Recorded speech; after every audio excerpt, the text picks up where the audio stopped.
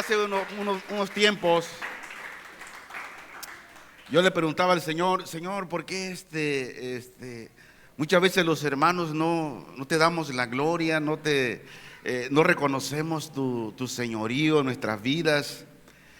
Y traía a memoria muchas veces cuando viene una persona importante, ¿cómo la recibimos? Con aplausos, ¿verdad?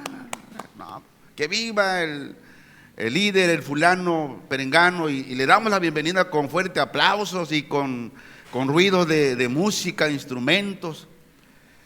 Y traía a mi memoria, ¿no? Porque muchas veces el pueblo, pues no aplaude.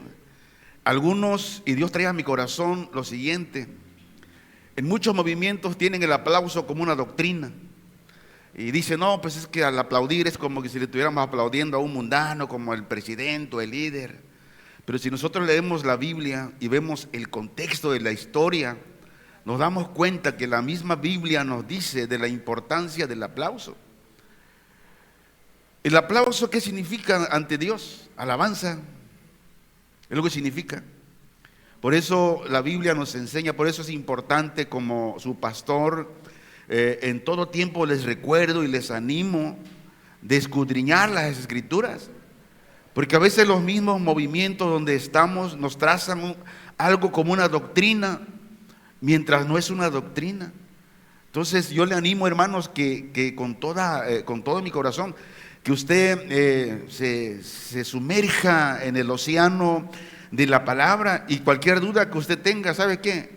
El Espíritu Santo le va a aclarar y le dará la respuesta a aquella duda que usted tenga a través de la palabra. A veces los movimientos cometemos ese error de trazar algo que en la Biblia no está escrito, y que la Biblia te da una libertad para que lo hagas. Pero bueno, vamos a orar al Señor para que el Señor quite de nosotros ese tipo de capa de ignorancia espiritual, el desconocimiento de la palabra de Dios. Oramos. Padre, te damos gracias en el nombre de Jesús, tu Hijo amado, por darte la honra, por darte, Señor, la gloria, por darte la adoración a ti.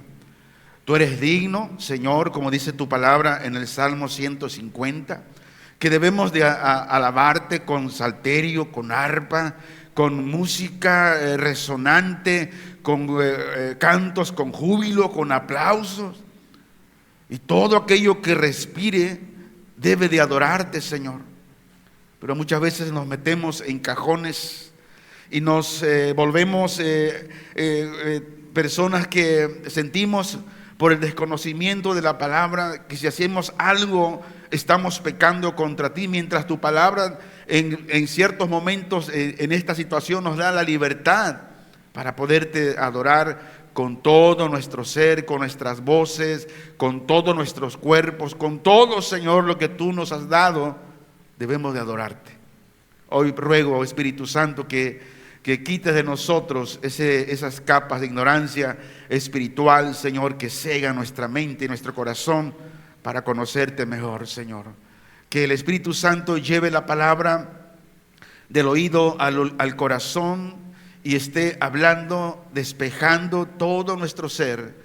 Y si alguien hoy tiene alguna duda conforme tu carácter y el cuidado que tienes de nosotros, hoy el Espíritu Santo nos hable y nos dé, Señor, esa aclaración que necesitamos cada día, en el nombre de Jesús.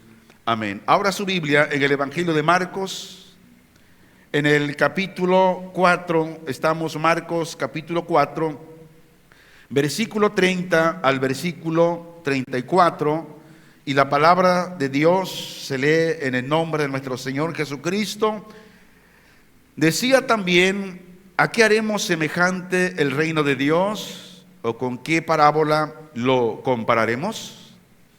Es como el grano de mostaza, que cuando se siembra en tierra es la más pequeña de todas las semillas que hay en la tierra.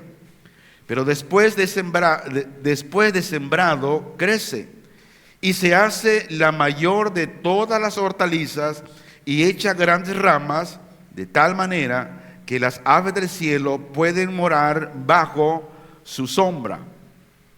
Ahora, ¿cuál es el propósito o cuál fue el propósito por el cual el Señor Jesús habló esta parábola a los discípulos y a la gente que le rodeaba. ¿Cuál era el propósito de la parábola de mostaza? La Biblia dice que uno de los propósitos de esta parábola es enseñar sobre el reino de Dios. Y el tema de hoy le puse por nombre la parábola de la semilla de mostaza. En esta parábola de la semilla de mostaza vemos en el contexto y en la historia o en el contexto histórico, tiene varios propósitos. Número uno, enseñar sobre el reino de Dios. La parábola describe de cómo el reino de Dios crece y cómo se extiende desde un comienzo pequeño y humilde hasta hacerse grande. El segundo propósito también ilustra el crecimiento de la fe, al igual que la semilla de mostaza que va creciendo gradualmente. Por eso dice la palabra de Dios, la única manera para que la fe vaya creciendo en nosotros, ¿qué es lo que tenemos que hacer? Oír la palabra de Dios. ¿Cuándo? ¿Cada 8 días? ¿Cuándo? Todos los días. Porque es la única manera en que la fe va creciendo de tal manera que llegamos al punto de una plena confianza en Dios. Al igual la semilla de mostaza, que va creciendo gradualmente. La Biblia dice que así la fe también puede crecer y desarrollarse con el tiempo en el cual nosotros comemos de la palabra, escuchamos de la palabra, nos congregamos en la congregación para oír la palabra de Dios. Y si usted hoy está en esta mañana, y si usted me está escuchando a través de esta transmisión, su fe crecerá un poco, pero la fe tiene que crecer todos los días. Número 4, la parábola de mostaza resalta la importancia de la paciencia y la perseverancia. Cuando alguien se convierte a Cristo, el cambio no es total de un día para otro. ¿Cómo se da ese cambio? Ese cambio se va dando de acorde a cómo esta persona tiene una relación personal íntima con Dios todos los días. Y cuando tenemos esa relación con Dios, esa comunión con Él, ese diálogo con Él a través de la palabra, a través de la oración, Dios nos va puliendo a través de su palabra, nos va quitando aquellas cosas que aún están mal en nuestras vidas, y al quitarla, hace como aquel que poda la rama, quita todo aquella plaga que le está impidiendo crecer y luego dar frutos. Así Dios hace con nosotros, al igual que la fe. Es un crecimiento espiritual y que necesita atención y dedicación. Como cristianos no podemos crecer quedándonos en casa, haciendo nada. No, como cristianos, para crecer espiritualmente y tener salud espiritual, necesitamos ejercitarnos todos los días en la palabra de Dios. Por eso hay mucho desconocimiento en muchos cristianos. ¿Por qué? Porque no tienen ese desarrollo, esa disciplina de ejercitar la fe a través de la relación personal con Dios todos los días. Y el crecimiento de la semilla de mostaza lleva tiempo y requiere cuidado. Pero ¿qué debemos tener nosotros? Paciencia y perseverancia. Número 5. La parábola de mostaza también nos muestra la soberanía de Dios. Esta parábola destaca de cómo Dios puede tomar algo pequeño y luego hacerlo grande, demostrando así su poder y soberanía. ¿Qué éramos nosotros antes de que Cristo nos trajera a Él? ¿A dónde andábamos? Andábamos, dice, en el lodo cenagoso. Andábamos envueltos en el pecado. Andábamos ahí, y más sin embargo, Dios en su gracia y en su misericordia envió a su Hijo para traernos a Él. Ahora queremos crecer. ¿Cómo vamos a crecer?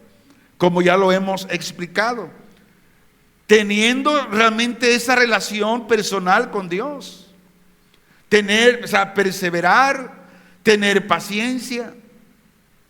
Número 6, la parábola ilustra la universalidad del reino de Dios.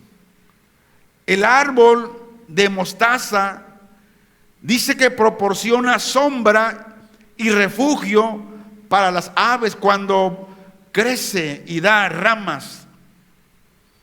¿Qué nos está enseñando Jesús con esto? Nos dice que al igual el reino de Dios es accesible para todas las personas, y el reino de Dios ofrece refugio espiritual. ¿Para quién? Para todos, el que quiera. Si usted está aquí es porque usted quiere. Y si usted quiere y Dios ve su corazón, que usted lo anhela, ¿qué hará Dios? Dios en su gracia lo traerá. Y Dios le dará ese refugio espiritual que usted necesita. Número 7. La parábola de la semilla de mostaza también enfatiza sobre la importancia de la humildad. La semilla de mostaza dice que es una semilla muy pequeña y humilde, al igual que la fe y el crecimiento espiritual. ¿Qué se requiere? Se requiere humildad y reconocimiento de la soberanía de Dios. La única manera de poder crecer como la semilla de mostaza, que es pequeña y humilde, nuestra fe también requiere humildad y reconocimiento que solo la gracia de Dios, la soberanía de Dios, es la única que nos puede dar eso que nosotros necesitamos. Marcos 4:30, se lee así. Decía también: ¿a qué compararemos el reino de Dios? ¿O con qué parábola lo expondremos? Hace una pregunta. La semilla, yo no sé cuántos de ustedes conocen la semilla de mostaza. La semilla de mostaza es negra y de un tamaño tan pequeño como la cabeza de un alfiler. En los tiempos de Jesús se usaba frecuentemente para referirse a la cosa más pequeña que se pudiera imaginar. De hecho, la expresión pequeño como una semilla de mostaza había llegado a ser un proverbio. Por ejemplo, el Señor Jesucristo lo usó para referirse a la fe de sus discípulos. Les dijo: si tuviereis fe como un grano de mostaza. Y a pesar de que la semilla de mostaza es una semilla tan pequeña, que cuando crece la planta de mostaza puede llegar a alcanzar hasta cerca de 4 metros de altura, con un tallo como el brazo de un hombre. Si es el brazo como el pastor Marcelino, imagínense. Así son los brazos del pastor Marcelino. Que Dios lo bendiga si nos está viendo.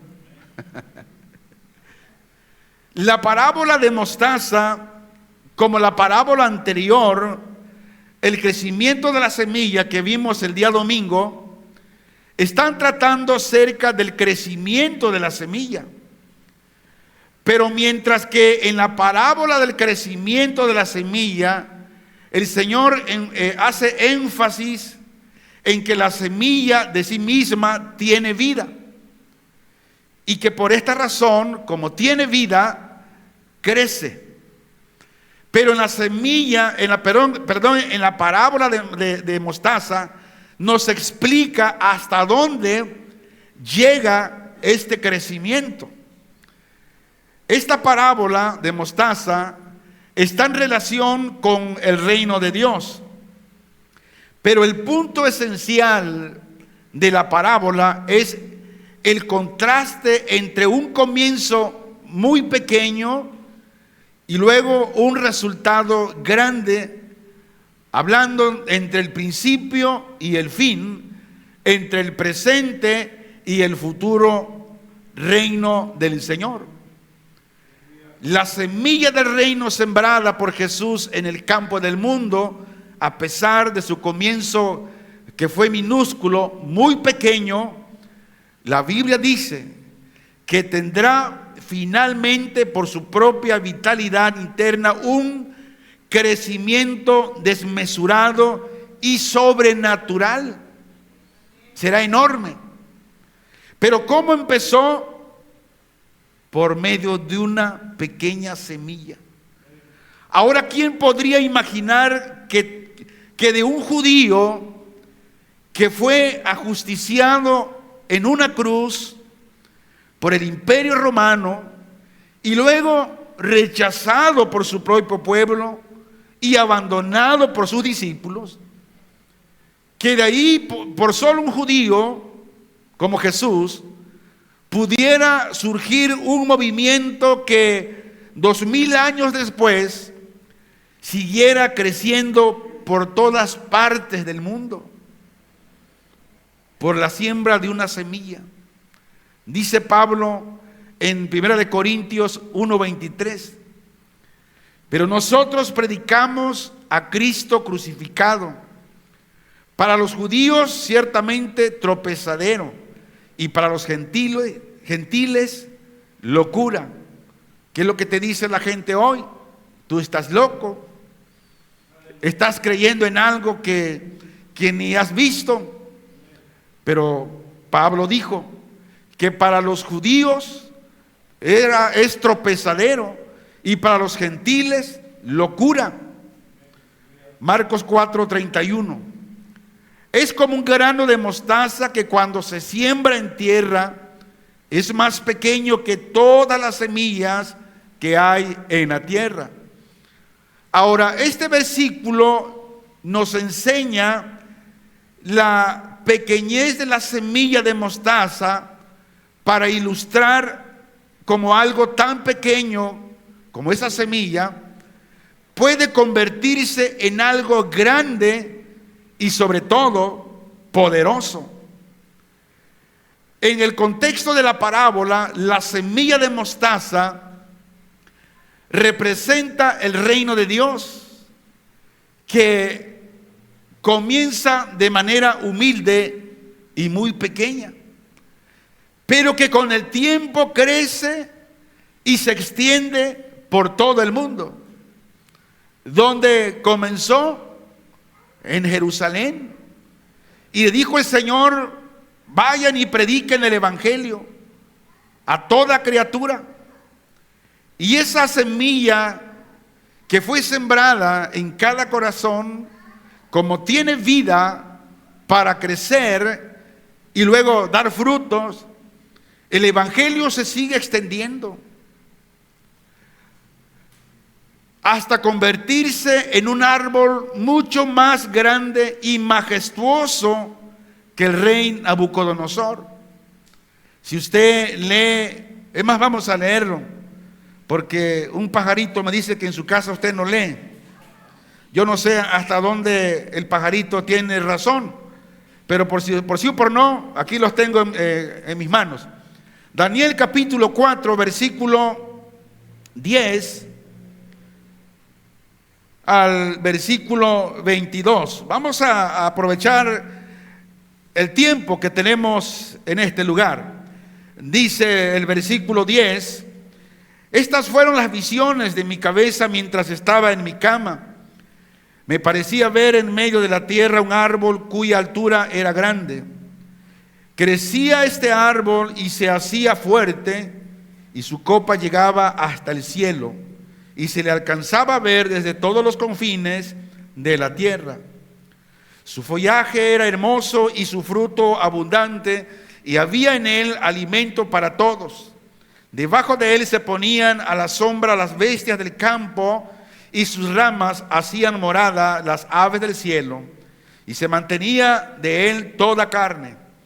Vi en las visiones de mi cabeza mientras estaba en mi cama, que he aquí un vigilante y santo descendía del cielo, y clamaba fuertemente y decía así: derribad el árbol y cortad sus ramas, quitadle el follaje y dispersad su fruto. Váyanse las bestias que están debajo de él y las aves de sus ramas. Mas la cepa de sus raíces dejaréis en la tierra, con ataduras de hierro y de bronce entre la hierba del campo, sea mojado con el rocío del cielo, y con las bestias sea su parte entre las bestias de la tierra. Su corazón de hombre sea cambiado y le sea dado corazón de bestia, y pasen sobre él 7 tiempos. La sentencia es por decreto de los vigilantes y por dicho de los santos la resolución, para que conozcan los vivientes que el Altísimo gobierna el reino de los hombres, y que a quien él quiere lo da, y constituye sobre él al más bajo de los hombres. Yo, el rey Nabucodonosor, he visto este sueño. Tú, pues, Belsasar, dirás la interpretación de él, porque todos los sabios de mi reino no han podido mostrarme su interpretación. Mas tú puedes, porque mora en ti el espíritu de los dioses santos. Entonces Daniel, cuyo nombre era Belsasar, quedó atónito casi 1 hora, y sus pensamientos lo turbaban. El rey habló y dijo: Belsasar, no te turbe ni el sueño ni su interpretación. Belsasar respondió y dijo: Señor mío, el sueño sea para tus enemigos y su interpretación para los que mal te quieren. El árbol que viste, que crecía y se hacía fuerte, y cuya copa llegaba hasta el cielo, y he aquí se veía desde todos los confines de la tierra, cuyo follaje era hermoso y su fruto abundante, y en que había alimento para todos, debajo del cual moraban las bestias del campo, y en cuyas ramas anidaban las aves del cielo. En guiar y en formar a sus discípulos que estaban con él. Ese era el propósito de que Jesús tenía ese grupo de amigos, de discípulos, porque Él los quería formar, los quería guiar. ¿Para qué? Porque ellos sabían que tenían una gran tarea. Y Marcos termina esta breve serie de parábolas explicando los criterios que el Señor seguía en sus enseñanzas. Les hablaba conforme a lo que podían oír. Y Jesús acomodaba sus enseñanzas a la capacidad de su audiencia. No hay ningún caso, según lo que enseña Jesús, en hablar por encima de la audiencia. Es decir, como alguien dijo una vez, tirar por encima del blanco. Así, no. Tenemos que desarrollar o dar una enseñanza de acuerdo a lo que el pueblo pueda entender. Por eso cuando tocamos versículos complicados y no podemos explicarlos, es mejor no tomarlos. ¿Por qué? Porque al tomarlo y no explicarlo, dejamos con duda al oyente. Por eso es importante que la predicación en todo tiempo sea una predicación expositiva. ¿Qué es la predicación expositiva? Es explicar el versículo, explicar el texto con su contexto histórico y todo lo que abarca ese texto. ¿Para qué? Para que el oyente pueda entender y apreciar el propósito y el mensaje del versículo o del texto. Entonces, el maestro, el predicador, Jesús dice, de acuerdo al contexto, que dice que él pasaba tiempo para estar con sus discípulos, para guiarlos y enseñarlos. El predicador debe de evitar el exhibirse, de hablar con impresionar a la audiencia. No. ¿Cuál es la misión del predicador? Diga conmigo, es alumbrar. Eso es. Es la misión de los predicadores, alumbrar y no deslumbrar. El maestro, el predicador, debe tener paciencia para enseñar. La Biblia dice que un hombre iracundo, irritable, no puede ser maestro, no puede enseñar.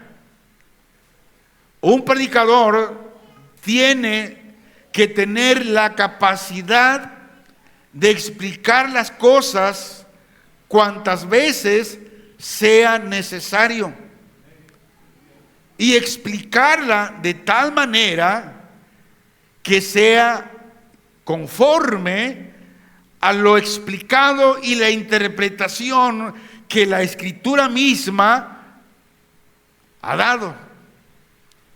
Quiero dar esta conclusión. El reino de Dios puede empezar de manera pequeña y humilde, pero tiene el potencial, tiene el poder de crecer y convertirse en algo grande y poderoso. Y en esta enseñanza, Jesús está destacando la importancia de la fe y la confianza en Dios, ya que incluso las cosas pequeñas pueden tener un impacto significativo cuando se combinan con la gracia y el poder de Dios. Y esta parábola de la semilla de mostaza, decíamos, habla de la paciencia. Tener paciencia. No vamos a cambiar de la noche a la mañana, pero escuche esto. Si no hay paciencia, y sobre eso agréguele, no hay ejercitamiento espiritual en pasar un tiempo con la palabra de Dios, en orar en su casa o orar en la iglesia. Si no hay esos ejercicios espirituales, la pregunta es, ¿usted podrá crecer? La respuesta es no. Y yo le hago esta pregunta. Y cada vez que el Señor ponga en mi corazón a hacerla, la voy a hacer. porque es Dios quien nos está hablando. ¿Usted leyó la palabra de Dios esta semana? No levante su mano porque Dios ya lo sabe. ¿Usted pasó tiempo en la palabra de Dios? ¿Cuántos capítulos usted leyó hoy, esta semana? Ya no cuántos capítulos, cuántos versículos usted meditó en el Señor y el Espíritu Santo le dio una palabra. Si usted no lo hizo, usted no tuvo comunión con Dios. Si usted no habló con Dios, usted caminó a ciegas.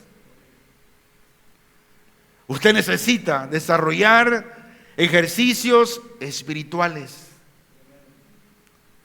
Hoy mucha gente está muriendo de diabetes por la consecuencia de no hacer ejercicio.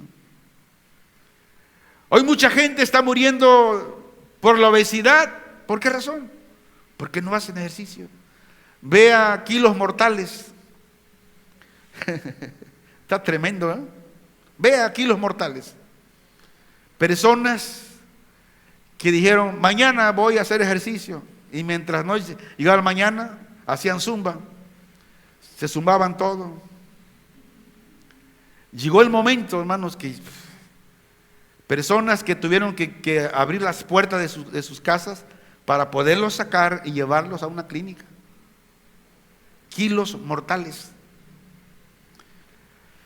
Cuando el ser humano, cuando el cristiano no tiene ejercicios espirituales, va a crecer en esa obesidad espiritual. ¿Cuáles son uno de los síntomas de una persona obesa? Flojera, no tiene fuerza ni de levantarse. Y por lo mismo, por la obesidad y el peso de la obesidad, las rodillas empiezan a temblar y le empieza a doler las rodillas. ¿Qué necesita esa persona? Necesita levantarse y empezar a caminar por tiempos para que empiece a quemar calorías y comer menos calorías. Así en lo espiritual, el creyente necesita tener esos ejercicios espirituales de comer la palabra, de orar, de ayunar, de congregarse. Termino con la siguiente ilustración. Hay algo curioso en el bambú japonés que lo transforma en un árbol no aptos para personas que son impacientes. Este bambú japonés, primero siembras la semilla, luego la abonas y aquel que la sembró ahora se ocupa de regarla constantemente, todos los días. Durante los primeros meses no sucede nada apreciable, no se ve nada. Pero si el agricultor, aquel que la sembró, se impacienta y no la riega, menos va a ver. No se aprecia nada, no se ve nada. En realidad no pasa nada con la semilla, aparentemente. Pero dice que durante los primeros 7 años, fíjate, 7 años, a tal punto que un cultivador inexperto estaría convencido de haber sembrado semillas no fértiles. Porque dijo, o podrá pensar, pues lleva 7 años y no ha nacido. Sin embargo, durante el 7º año, en un periodo de solo 6 semanas, la planta de bambú crece más de 30 metros ¿En cuántas semanas? En 6. Después de 7 años. Híjole. ¿Tardó solo 6 semanas para crecer? No. La verdad es que tomó 7 años y 6 semanas en desarrollarse. Durante los primeros 7 años de aparente inactividad, este bambú estaba generando un complejo de sistema de raíces que le permitirían sostener el crecimiento que iba a tener después de 7 años. Por lo tanto, el labrador debe descansar sabiendo que Dios es el que está obrando y no todo depende de Él. Mire, este hombre 7 años tardó para que después en 6 semanas viera el fruto que había sembrado. Pero dice que durante esos 7 años, ¿qué estaba haciendo? Echando raíces. Porque el bambú es una planta, es un carrizo que crece altísimo, altísimo. Así la fe cristiana. Todo el tiempo en el cual estamos, venimos a la congregación, leemos la palabra de Dios, oramos, ayunamos, ¿qué está pasando? Estamos echando raíces. Para cuando venga la prueba, la lucha, no podamos caer tan fácilmente. Podamos resistir el día malo. El labrador solo siembra la semilla y luego la riega. Pero el que da el crecimiento, ¿quién es? Es el Señor, es Dios.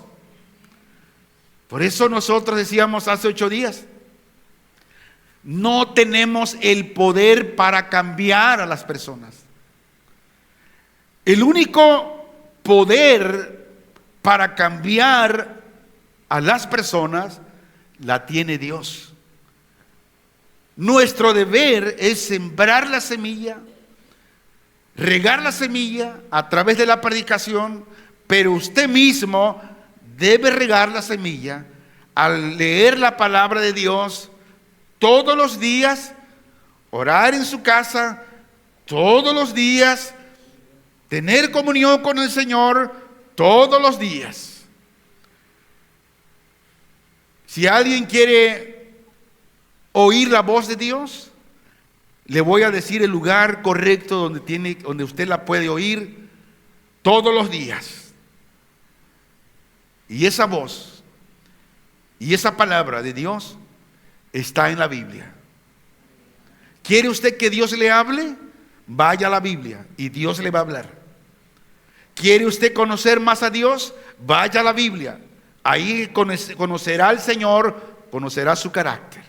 Oramos. Padre, te damos gracias en el nombre de Jesús. Señor, que el crecimiento de esta semilla, el crecimiento de este reino, Señor, tu reino, día a día vaya, Señor, en aumento de acuerdo a tu bendita palabra, Señor. Te alabamos y te damos a ti el honor, te damos la gloria. Y que esta palabra, Señor, que hemos traído a este pueblo, tu pueblo, Señor, el Espíritu Santo, Señor, la haya llevado del corazón, del oído al corazón.